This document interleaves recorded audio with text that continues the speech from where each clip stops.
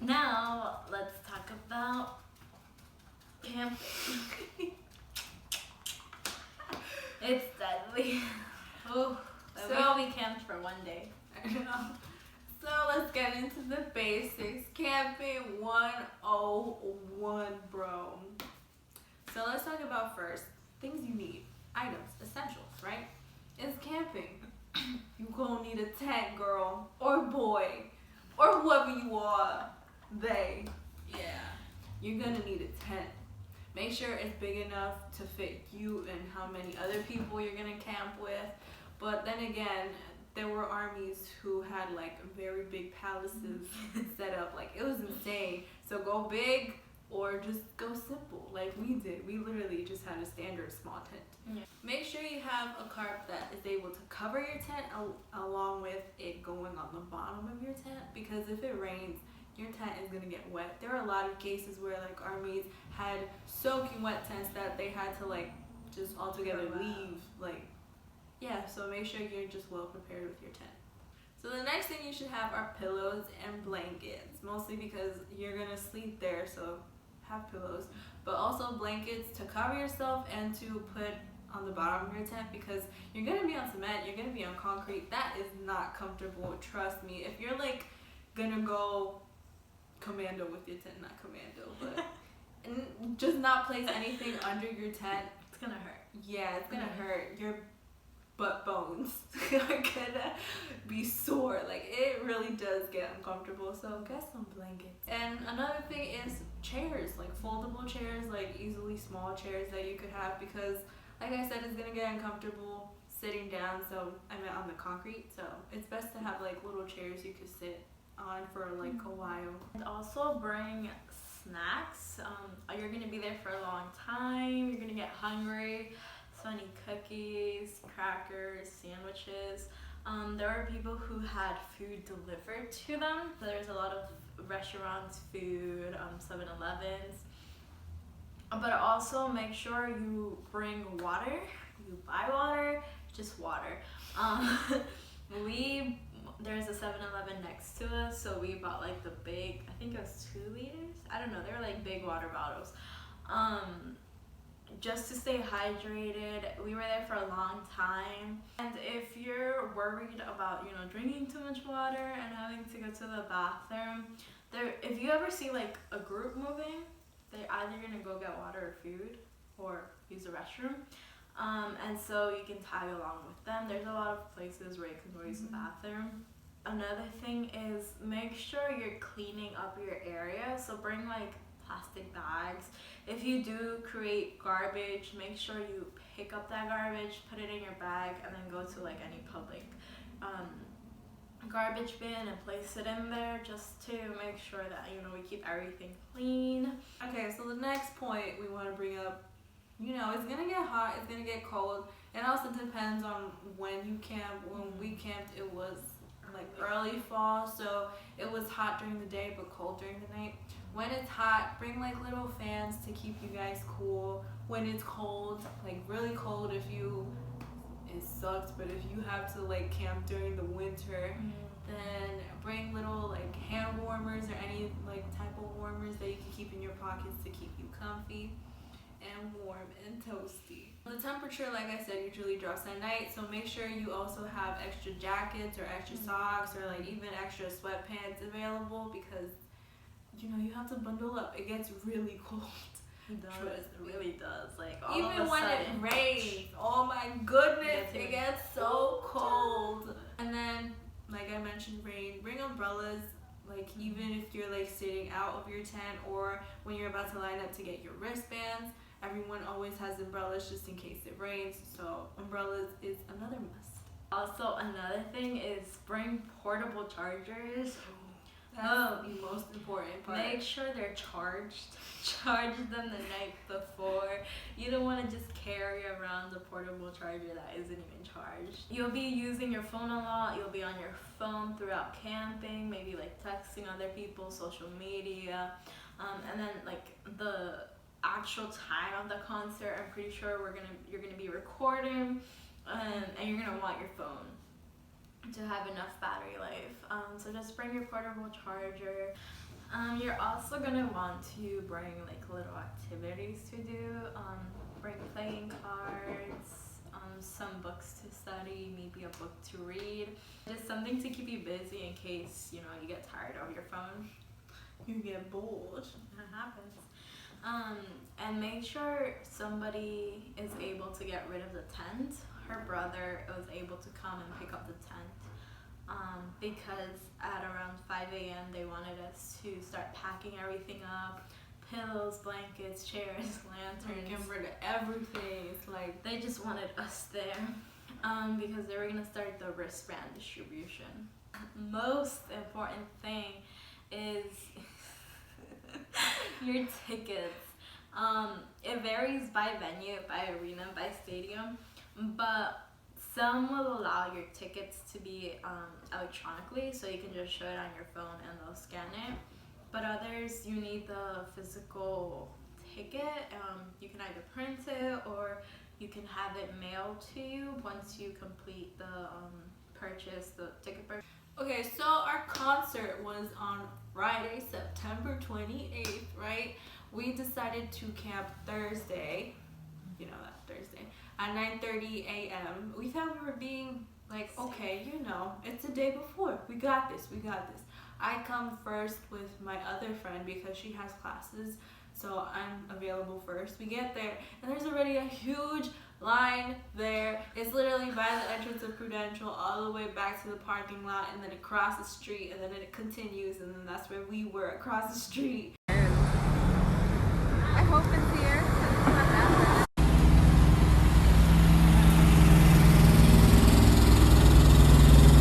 After that, we just went to the end of the line. We started setting up. We put up our tent, and then we stayed there for a few hours until Elizabeth was available again, so that way we could switch. And then I was able to go to my classes because we are college students, We have some responsibilities. And just a little, quick informational bit. You are able to switch like when you are camping with like other people, even regardless if they're not there for the concert. It's just you have to have someone man down your tent for like whenever you are gone, because if you are gone for like an hour or something, like if you go back home and just go to sleep, or like you don't plan on coming back the next day but your tent is there, people will take notice of that and they're gonna literally just kick you out of the line because that's just not fair for everyone else. Another thing is if you're gonna go grab food, use the restroom, just explain that to the people like near you, and ask them if they can like keep a watch out, and they'll just say okay. Camping is pretty flexible. Even if you're a college student, even if you're working, you could always find like a group of people like on Twitter. We think it's flexible. Oh yeah, but like either way, you can still go on Twitter and like find other people who are trying to set up their own little group to camp, and then that's when you can make your schedule and like, hey, I'm available at this hour, I'm available at this day. It's pretty fine, honestly. So when I had arrived there at like 11 a.m., so somewhere around there, I basically just had to make sure our spot was protected. So I had nothing to do. I was just studying my Chinese at that time. And we had our tent set up, but there was other fans who were just like sitting out in the under the sun, so just make sure you're frying themselves.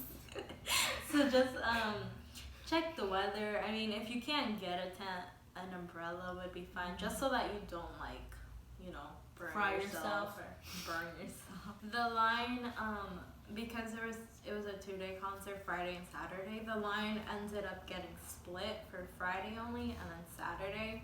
And so the Friday line got shorter, and so we were able to move up again. And Sadie ended up joining, so I had to do the moving. I was starving, I was tired, I was sleepy. Sadie came in at around 9 to 10 p.m. So it was like around 9. Okay. My excuse was I had night classes. Like, again, I'm a college student, okay? I had classes from, and these are science classes, which are so long for no reason, 4:30 to 7:15. But like by that time, I just went home. I got all of like other stuff, like extra jackets, like food or snacks or whatever, so I could take back to my poor little friend here. And it was just overall a really fun experience for my first camping experience. We got to talk about our hopes and dreams. We got to eat some food because my brother delivered Burger King to us. Yeah, Burger King, I remember that. Our fries got so cold because it was so cold. It was rainy. But we got to hear Army singing everywhere. They were blasting music, doing random dance play. And they did that until like 3:30 to 4 in the morning, which sucks because by that time, Lisbeth was trying to sleep. I think she did actually sleep. I don't know how she did it. But yeah, the music overall was just really loud. There's always going to be something around you, so if you're going by yourself or anything, just go around. Armies are always welcoming other armies to like sing with them, dance with them, go to other places with them, so it's a fun experience. Now, before we go on, let us explain the unofficial line. There's always a fan who, it's usually the very first 5 fans who are the unofficial line leader and make sure everything is like organized. So the unofficial line, like she said, is basically the line that starts before doors open. So, you know, technically it's not official because the doors haven't opened yet.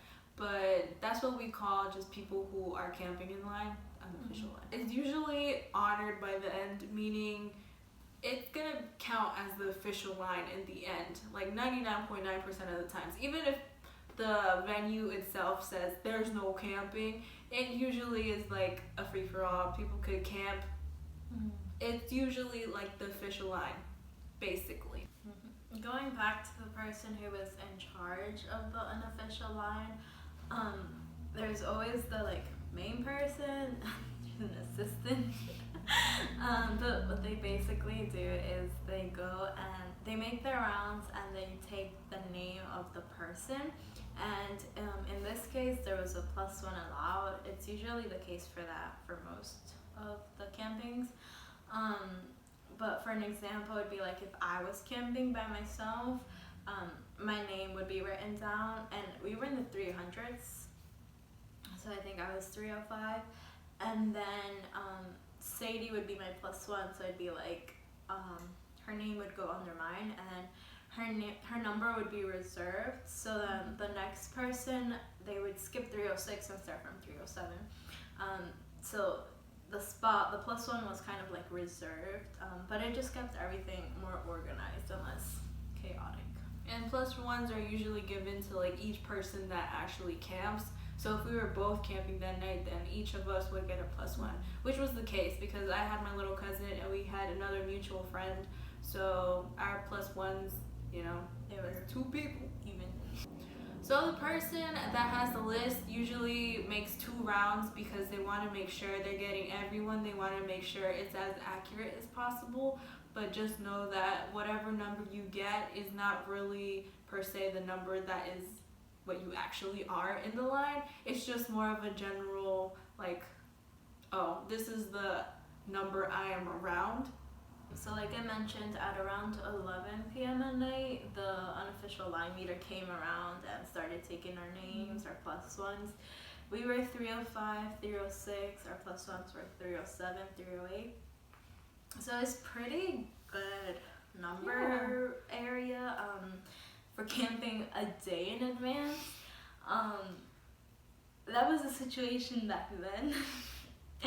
The situation is totally different. BTS's fame like skyrocketed. So I don't think a day in advance would give you the 300s. You'd probably have to go like. So basically, I also camped for City Field, and that was a stadium tour, and people were already camping the week before.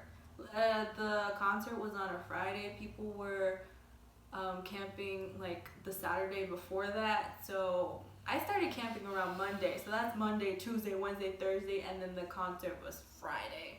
So So we ended up getting like in the 100s, which is pretty good. But again, that was a week of camping, which is insane to me. This was before, when they were tiny. They were fetuses.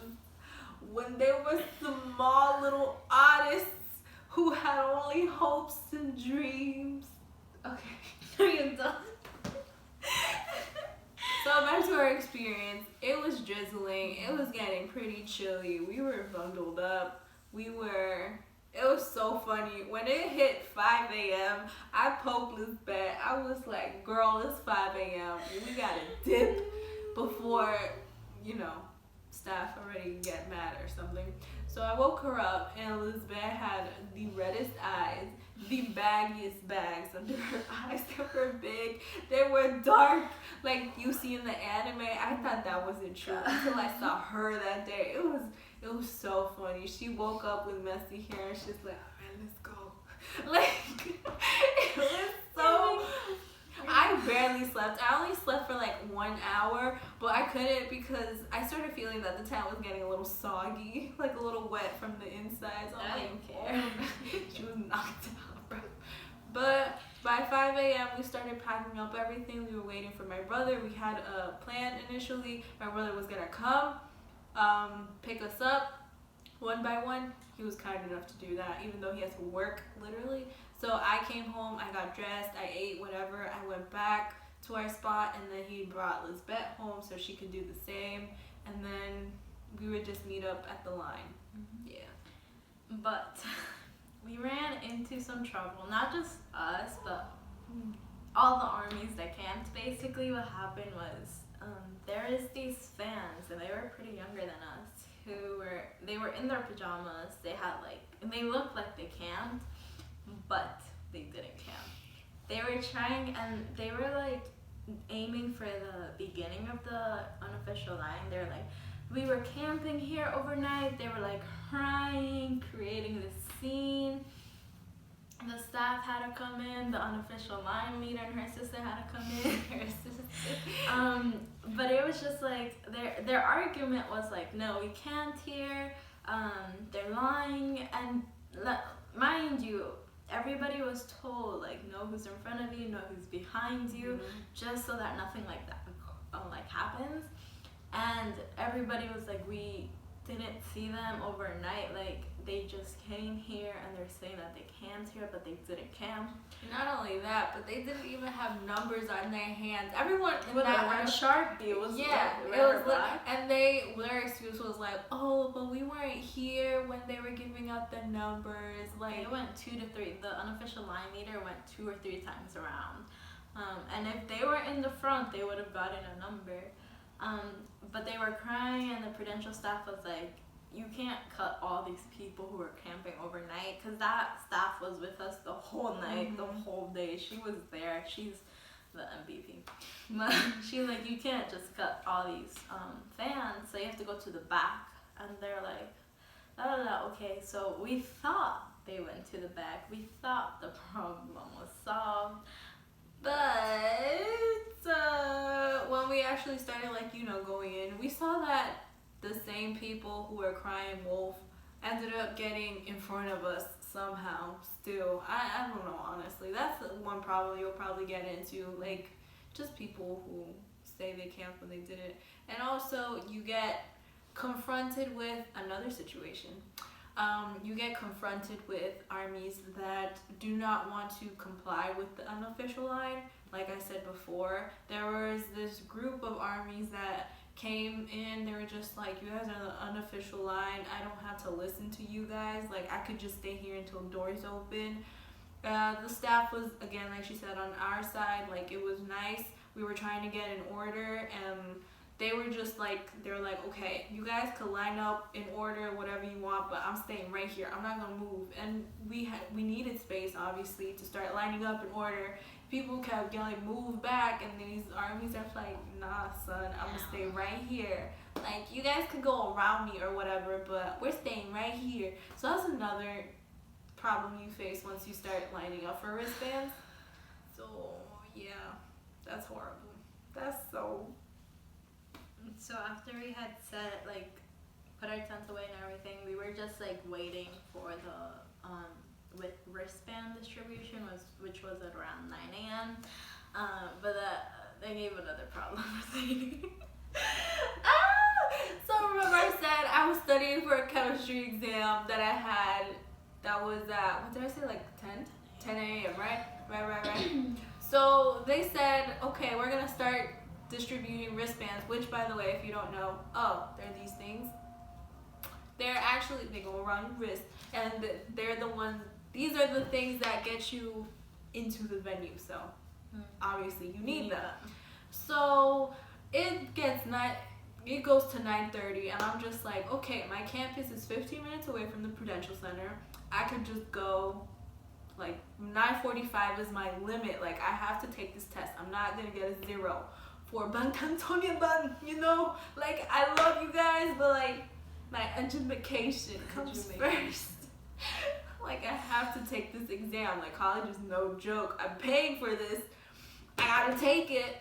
So 9:45 rolls around, and I'm just still nothing. And then I'm just like, I need to leave. I need to go. Like, I talked to the security guard. I tell her my situation, and she's just like, it's probably not gonna be a big deal. You guys, your friend could just tell whoever's in the front desk your situation, and hopefully she could get your wristband for you. I don't think it's really big of a problem. She was so sweet. She was like, oh, I wish you the best of luck on your exam. Go ace that test. And I'm like, thank you. So then I left without a worry in my mind. And then Elizabeth ends up telling me, hey, we got our wristbands, but I couldn't get you one because they said that you gotta physically be there to accept it, and that they can't give any, like, more than one wristband out. So that sucked. I had to wait until I actually got to the venue again to get it, me personally. The wristbands were numbered on it. I don't know if you can see, but this one is numbered 504. Let me see, hold on. We're gonna do the beautiful trick where I go like this. And yeah, right there. And we had wristbands that were numbered in the 300s, because that was like our numerical, range. Numerical range. But I couldn't get more than one wristband, so when Sadie came back, we went to a staff member and we explained the situation, right? And they're like, I'm sorry, you can't do anything. So he's like, here you go, here's 1,000. It was 1,000, in the thousands, and this is only for PIP. And mind you, my exam was like, I came back like 2 hours later. 2 hours! And I was already in the 1,000. Yeah, and they couldn't reserve it because obviously, like, they have to continue, and it's all numbered, so they can't be like, okay, 305, we gotta save that for her. Nah, they give it to someone else and keep the line moving, so that sucked. That sucked. Mm-hmm. But there was another staff member. There's another staff member who we ended up talking to, and then he felt bad. He was just like, yeah, I see you're 300 and you have 1,000, like, I feel bad for you. I forgot what the explanation was that he had this one, but he said, I have one in the 500s. Like, I know that's not 300, but it's a lot better than 1,000, and I strongly agreed, and I just took it. I was just like, okay, I camped, like, I should reward myself. I should at least get something like this. Okay, I was honestly fine with it, but 500's pretty good. I think it was just like a 5 to 10 minute difference between when I entered and when she entered. Yeah, but I couldn't risk it. I was already like a few minutes late for my exam. But that's beyond the point. The point is, you have to physically be there to get a wristband. You can't have your friend, sadly, reserve that one for you. So, lesson learned. Anywho, once Sadie's cousin and our +1 and myself got our tickets, our wristbands, our mutual friend headed to her classes, and it was just Adriana and I, and we went straight away to the merch line. The merch line, we stood in that line for 3 to 4 hours. there was this couple in front of them. I got to know their whole life story. I got to know how the husband had a phobia of flying airplane, of like being on an airplane, and so like this concert was like a gift for her. There was armies dancing and singing. Sorry to cut you off, but if you go to stadium or like bigger venues, just saying, the merch line is no joke. Like I remember for City Field, there's a line, the camping line for the merch line. Like that's insane. That's completely insane to me. So merch lines are no joke. They're no joke. But it goes by really quick once you're there. So I don't know why I had to wait 3 or 4 hours. But I purchased an army bomb for the concert, and then right after I purchased it, there was a separate tent, and that's where they would sync your army bomb to whatever color or pulsing rhythm at that designated time. So that's what we did. We went for some food, coffee, walked around, and then by 5 p.m. we had to be back like in the waiting line. Yeah, in order to enter the venue. That is it, y'all. That's our camping experience for BTS, for the Prudential, for like a small venue. So we hope you enjoyed it. We hope you learned a couple of tips and tricks for getting tickets and for camping. We'll see you in the next video in part 2, which we will explain about our actual concert experience, and we'll be talking about Super We're gonna actually provide you with videos and pictures of us by the stage, how it works, where you should stand when you get into the pit area, and all that good stuff. So we'll see you later. Bye.